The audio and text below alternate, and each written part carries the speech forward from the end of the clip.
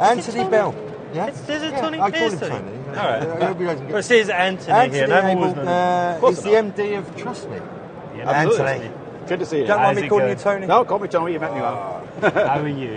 I'm well, thanks. I'm well. You just got off a flight. Every time I speak to you, you've just got off a flight. Yeah, no, it's been a bit like that at the moment because we're having fun. We're entering a multi-trillion-pound industry, and people, once they realise you're up to something, want to talk to you. Well, that's a good position to be in. Well, thankfully, I'm just trying to convince them to pay for the airfares. That hasn't happened yet. You'll get.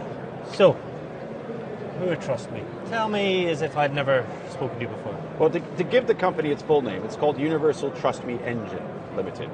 And we go by the short term of TrustMe, makes it a bit easier.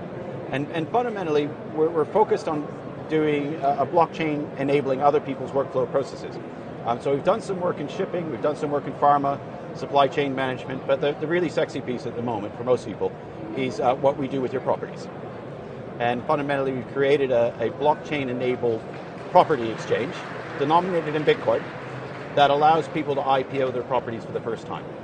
And so this is a democratization of ownership of property, and it allows people who otherwise would never be able to invest in property as an investment or an asset class. All of a sudden at £250, you can now invest in property in the various cities where we're deploying our exchanges.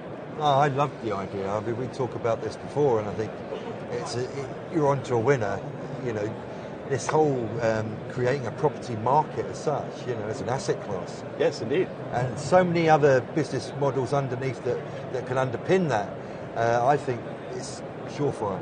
Well, as I was saying to some of your colleagues earlier, I mean, I rather enjoyed it because I'm part of the reason I was over in Dublin was at a blockchain finance conference, and they had a lot of the major name banks there, and institutions and regulators, which we interface with, and that's a key part of what we do as well.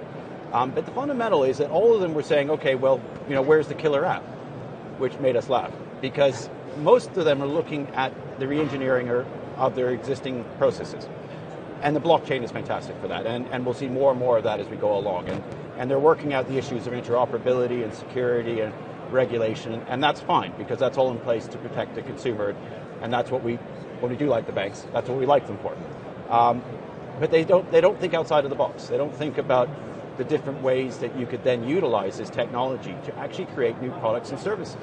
And so this is where we're having quite a bit of fun. So where they're sitting there wondering about what they do with all this stuff, we're saying, we have an answer for you. Yeah, because we've seen companies like Everledger, in the diamond industry, luxury goods industry, that you know, can guarantee authenticity, etc. in Provence. And we've seen a few companies come and go, not necessarily go, but in the finance industry, yeah, you're right. They're struggling to find that killer app because, like, well, okay, payment gateways, I get that, I get this, I get that, but like, so when's it going to happen? But then you come along and go, wow, okay, let me create a completely different market. Let's create a property market where actually anyone can be a part of. I can then afford another house that I couldn't afford before. Yep.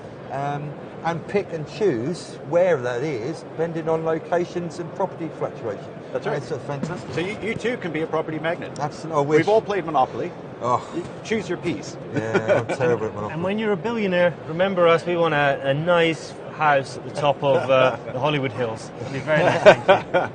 Well, it's certainly for some of the guys, we noticed in Hollywood, for example, in LA, that people were having to heavily discount to sell their property because effectively their property was too big and it was indigestible. So unless you found the right buyer who had his 60 million or whatever ridiculous sum they were paying over there, the house wasn't moving and the guy needed his cash. So what do? You discount. Yeah. In this model, you don't necessarily need to do that. Every property needs to have a 51% owner. And this is good for the young and for actually making sure the properties aren't just bought for their asset value. And I'll come back to that in a second. But it actually means that that these houses that otherwise have to discount heavily can all of a sudden sell to the global marketplace because each unit that they're selling, each portion that they're selling for is all of a sudden affordable for anybody. Whether it be somebody in China, in South America, in South Africa, Australia, they can all buy a small slice of that property and have that recognized by the deed office or the land registry of the particular jurisdiction that property's in. That becomes a tradable instrument. So as the house price goes up, so does your property certificate. If it goes down, sadly, your property certificate goes down too. But it does mean, particularly in the initial instance, where a lot of people are looking for other investment classes. And if you're a libertine and you're following some of the arguments about traditional fiat currencies and Bitcoin and cryptocurrencies, then all of a sudden, houses denominated in a Bitcoin currency or cryptocurrency, you could argue becomes considerably more attractive than a house listed in the local fiat. And that's very interesting. And what we're seeing is the hundreds of billions, or billions certainly, that's being created in the crypto world is now quite hungrily looking for another asset class to invest in other than crypto. So they're believers in crypto. Crypto will arguably continue to grow. It's still shaking itself out. There'll be some big wins, there'll be some losses. But fundamentally, they also want to divest themselves of some of their profits. And that's where we see a lot of the initial money coming in for the property exchange. I see, you know, I might have to be in this position in the near future where I need to sell a part of my house. Good. Could I do that for you? Do I have to list my house on the TrustMe exchange?